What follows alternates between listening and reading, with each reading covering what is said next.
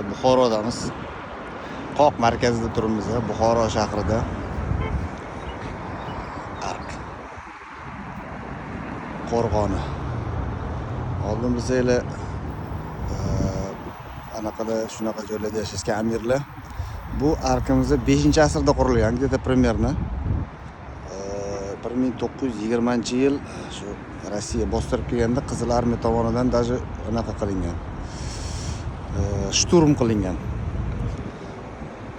Oldin necha marta o'sha rekonstruksiya qilishdi. Buning ichida o'sha amir o'tirgan, ichida g'aznasi bo'lgan, shu yashaydigan o'zini xonalari bo'lgan, shu ishchilarning xonasi, yana 5-6 ta mana shunaqa narsalari bo'lgan.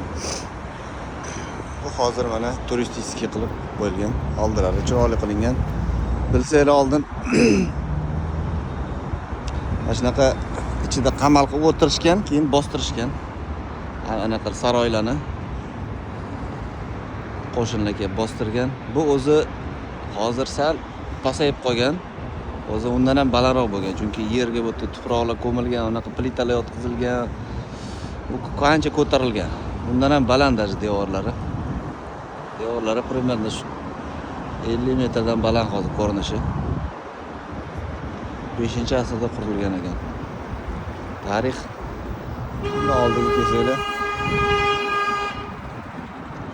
Buxoro Tower bor. Chiqib kofe ichsanglar bo'ladi. Buxoroga kichik sayohat.